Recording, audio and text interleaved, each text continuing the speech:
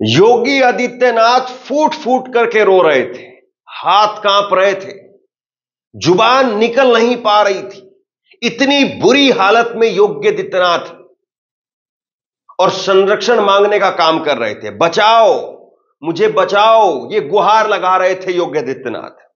लेकिन वही है कि आदमी अपना बीता हुआ वक्त भूल जाता है। वो कैसे रो रहा था, बिलख रहा था, कैसे तड़फ रहा था, आदमी इस बात को भूल जाता है। योगी आदित्यनाथ ने आज भरे मंच से मंगेश यादव के एनकाउंटर को लेकर के अपने अधिकारियों की पीठ थपथपाने का काम किया, उनका खुल करके बचाव किया है।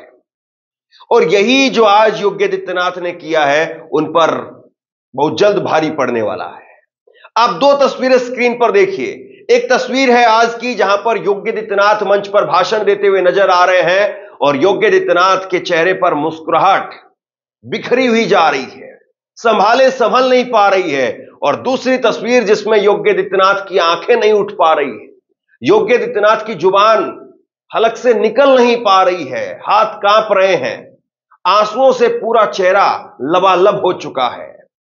एक योगी आदित्यनाथ वो थे जब तीसरी बार के सांसद योगी आदित्यनाथ और भरी संसद में फुट फुट करके रोने लगे थे, गुहार लगा रहे थे कि माननीय मुझे बचा लीजिए, और अगर आप मुझे नहीं बचा सकते हैं तो मैं इस सदन को छोड़ करके जा रहा हूं। कुछ मुकदमे लगे थे और योगी आदित्यनाथ का यह हाल हो गया था।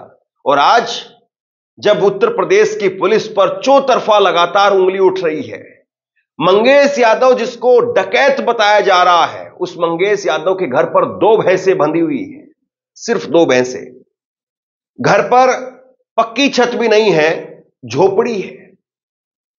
मैं आपको एक एक करके तस्वीरें दिखाऊंगा, लेकिन आप देखिए कि मंगेश यादव का एनकाउंटर में सफाया हो गया और दूसरी तरफ विपिन सिंह आराम से चप्पल पहन करके और 2 पुलिस वाले उसको लेकर के जा रहे हैं। वो तस्वीरें भी आपको दिखाऊंगा, लेकिन जरा पहले एक बार योगी आदित्यनाथ को सुनते हैं।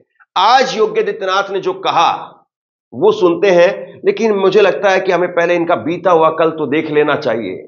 आज जब ये मुस्कुरा करके मंगेश यादव के एनकाउंटर पर सवाल खड़े कर रहे हैं, उससे पहले जरा एक बार इनका बीता हुआ कल देखिए और फिर आज का इनका।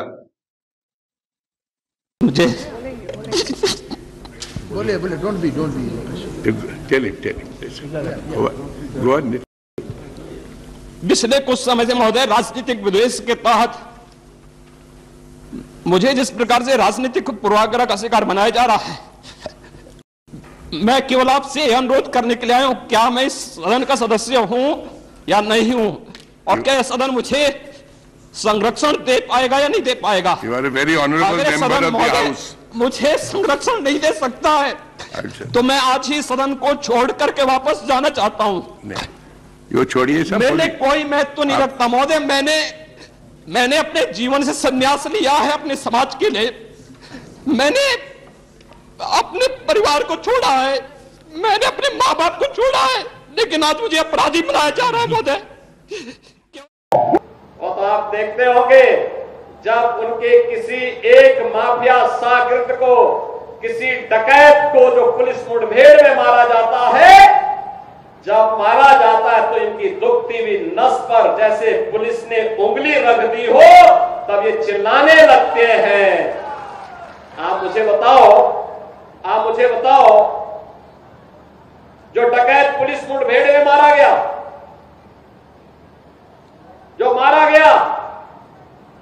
अगर वह डकैत जैसे हथियारों का प्रदर्शन करते हुए डकैती डाल रहा है, वहां ग्राहक भी बैठे हैं, ग्राहकों को खड़ा करके एक तरफ करके अगर गोली मार देता तो क्या उनकी जान को ये समाजवादी पार्टी वापस कर पाती क्या?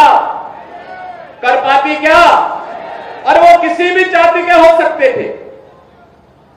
ग्राहक वो यादव भी हो सकता था, दलित भी हो सकता था, किसी भी जाति का हो सकता था, क्योंकि किसी को बेटे की शादी करनी होती है, किसी को कोई विदाई में कोई जेवर देना होता है।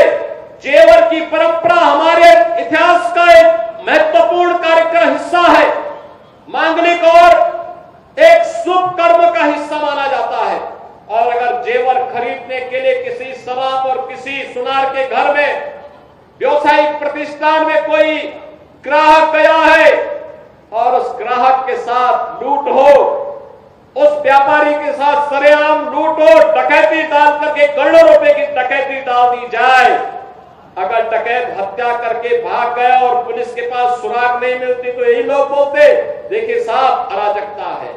और अगर पुलिस ने पकड़ लिया, कार्रवाई कर दी और फिर मुठभेड़ में, आपसी मुठभेड़ में डकैत मारा जा रहा है तो समाजवादी पार्टी को बुरा लग रहा है, कह रहे साहब ये नहीं होना चाहिए था। तो क्या होना चाहिए था? पूछना चाहिए था। थोड़ा पूछिए इन लोगों से क्या होना चाहिए था।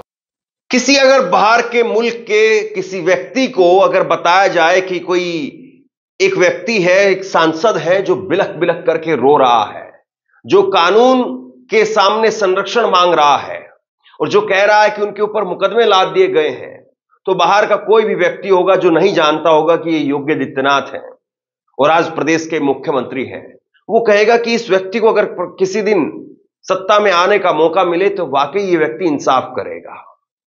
लेकिन अगर आज की तस्वीर वो व्यक्ति देखेगा तो कहेगा कि नहीं, सत्ता सिर पर चढ़ करके कैसे बोलती है वो योगी आदित्यनाथ से समझ सकते हैं। पत्रकार विनोद कापड़ी ने लिखा है, अपना वक्त किसी को भूलना नहीं चाहिए। राजनीति से प्रेरित क्रूर पुलिस का चेहरा किसी को भी नहीं भूलना चाहिए। योगी आदित्यनाथ जी, यही यूपी था, यही यूपी पुलिस थी और आप तीसरी बार के सांसद होते हुए भी संसद में फूट फूट करके रो रहे थे, आपके हाथ कांप रहे थे, बोल भी नहीं पा रहे थे। तब हम जैसे लोग आपके साथ हो रहे पुलिस उत्पीड़न के खिलाफ थे और आज हम जैसे लोग आपकी पुलिस की तरफ से हो रहे उत्पीड़न के खिलाफ हैं।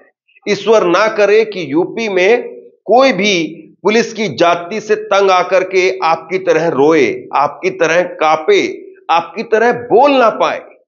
ये तभी होगा जब कानून और संविधान का पालन करेंगे। तो वाकई ये गजब है कि योगी आदित्यनाथ आज अपना बीता वकल भूल चुके हैं और उनको लग रहा है कि अब वही इस कुर्सी के कर्ता धर्ता है, वही इस कुर्सी पर हमेशा रहेंगे और इस कुर्सी से बड़ी कुर्सी उनको मिलेगी, यानी मुख्यमंत्री से वो प्रधानमंत्री बन जाएंगे। उन पर किसी प्रकार की आंच नहीं आने वाली है। लेकिन वो कहा है ना कि तुमसे पहले भी एक तख्तानसी ऐसा ही था, उसको भी तुमसे पहले इतना ही गुमान था। तो गुमान हो जाता है लोगों को, लेकिन गुमान चूर चूर भी होता है। और इसको लेकर के पत्रकार रोहिणी सिंह ने लिखा है, वैसे तो तमाम उदाहरण है अधिकारियों की हर गलतियों को ओढ़कर उस पर स्पष्टीकरण देने के, मगर योगी आदित्यनाथ का नंबर इस लिस्ट में शीर्ष पर है। योगी जी उन अधिकारियों के लिए अपनी पार्टी को कटघरे में खड़ा कर रहे हैं जो कुर्सी से हटने के बाद उनके यहां दरबार लगाने नहीं जाएंगे। दोस्तों, मैं आपको कई ऐसे उदाहरण बता सकता हूं और तारीख गवाह है। हमेशा जब जब कोई भी पुलिस अधिकारी, कोई भी एनकाउंटर स्पेशलिस्ट सत्ता के इशारे पर काम करता है तो उसका अंत बहुत बुरा हुआ है, उसका रिटायरमेंट बहुत बुरा हुआ है और रिटायरमेंट के बाद का समय भी बहुत बुरा हुआ है। और कई सारे तो ऐसे मौके भी सामने आए जब ऐसे ऐसे एनकाउंटर स्पेशलिस्ट वो गुमनाम मौत मर गए, एक रहस्यमयी मौत खत्म हो गए। कई ऐसे एनकाउंटर स्पेशलिस्ट हैं, लेकिन कोई अधिकारी जब वो कुर्सी पर होता है, जब उसके कंधे पर फीते लगे होते हैं, सितारे लगे होते हैं, तब उसको ये बातें समझ में नहीं आती है। और आज जो भी अधिकारी सत्ता की शय पर, सत्ता के इशारे पर, या यूं कहें कि सत्ता की जिस तरीके से आदेश होता है उसी तरीके से जाकर के एनकाउंटर कर रहे हैं या कानून को ताक पर रख रहे हैं, वो भी इस बात को ना भूलें कि आपका भी वही हाल होगा जो पहले लोगों का हुआ है। दो तस्वीरें मैं आपको दिखाता हूं। एक तस्वीर आप देखिए, ये तस्वीर है मंगेश यादव के घर की। एक बगल में मकान है जिसमें चद्दर गिरी हुई है, पक्की छत नहीं है, और उसके बगल में आप देख रहे हैं झोपड़ी है। तो पक्का मकान भी नहीं है, जिसका मकान जो है वो प्रधानमंत्री आवास योजना के तहत बनना चाहिए, उसके बेटे को ढेर कर दिया गया। दूसरी तस्वीर देखिए, दो भैंसे यहां पर बंधी हुई हैं। एक भैंस है और एक भैंस की कटिया जो है आप कहिए। यह है मंगेश यादव के घर की कहानी, जिस मंगेश यादव को ढेर कर दिया गया 1.5-2 करोड़ रुपए की, 1.5-2 करोड़ रुपए की लूट की वजह से, कि मंगेश यादव इसके अंदर शामिल था। 1.5-2 करोड़ रुपए के गहने लूटे और उसको ढेर कर दिया गया। बड़ा सवाल यह है कि अभी तक वो दुकानदार त्राहिमाम कर रहा है। जिसकी दुकान लूटी गई, जिसका शोरूम लूटा गया, वो व्यापारी कह रहा है कि मेरा 90% माल तो मिला ही नहीं, सिर्फ 10% माल ही जब्त हुआ है।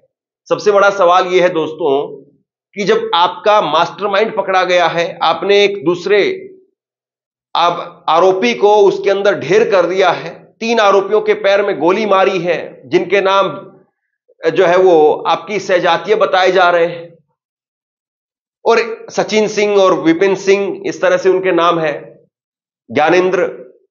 तो आप ये बताइए कि लूट का माल कहां है? और ये सवाल मैं नहीं पूछ रहा हूं, ये सवाल वो व्यापारी पूछ रहा है। सुनिए।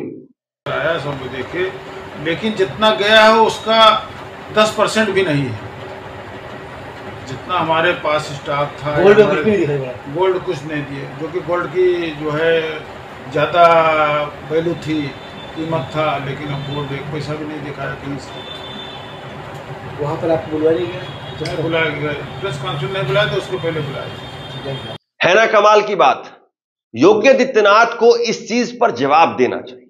योगी आदित्यनाथ को बताना चाहिए कि ये 90% माल कहां है, कौन खा गया, कहां है ये 90% माल। 10% माल मिला, 90% माल सफाचट हो गया।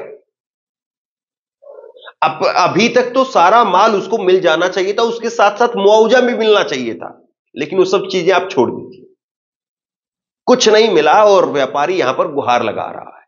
अखिलेश यादव ने लिखा है कि जिनकी अपने दल में कोई सुनवाई नहीं, उनकी बातें कौन सुने, वैसे भी जाने वालों की बातों का क्या बुरा मानना, जिनके शासनकाल में महीनों आईपीएस फरार रहा हो, 15 लाख प्रतिदिन की कमाई करने वाले थानों की चर्चा हो, भाजपाई खुद की ही पुलिस का अपहरण कर रहे हों, दंड संहिता की जगह बुलडोजर संहिता ने ले ली हो, कानून व्यवस्था शब्द सुन बन करके रह गए हों, न्यायालय की डपट खाना जिनकी आदत बन गई हो, वो मौन ही रहे तो बेहतर है। यह अखिलेश यादव ने तंज कसा है। अखिलेश यादव ने, योगी आदित्यनाथ ने अभी जो बयान आपको मैंने सुनाया, उस बयान पर अखिलेश यादव बोल रहे हैं कि अब इनकी बात तो करना ही बेमानी है, जाने वाले हैं और जाने वालों की बातों का बुरा नहीं मानते हैं। जो बुलडोजर के तौर पर कानून व्यवस्था को चला रहे हैं, जिनकी पुलिस खुद फरार हो जाती है, पुलिस ही पुलिस के खिलाफ मुकदमा कर देती है, यह आरोप अखिलेश यादव लगा रहे हैं। बड़ा सवाल यह है दोस्तों कि जिस तरीके से इस एनकाउंटर के अंदर झोल नजर आ रहे हैं, उसकी जवाबदेही किसकी होगी? मैं ये बिल्कुल नहीं कह रहा हूं कि मंगेश यादव का सपोर्ट किया जाना चाहिए, मैं बिल्कुल नहीं कह रहा हूं कि मंगेश यादव कोई बेकसूर था, क्योंकि मेरे पास में से कोई प्रमाण नहीं है जो मैं कह सकूं। अगर मंगेश यादव या कोई भी लड़का किसी भी जाति धर्म का है, तो उसको निश्चित तौर पर अगर किसी भी अपराध में शामिल होता है तो कानून के हिसाब से उसको सख्त से सख्त सजा मिलनी चाहिए, चाहे वो मंगेश यादव हो या वो मंगेश सिंह हो।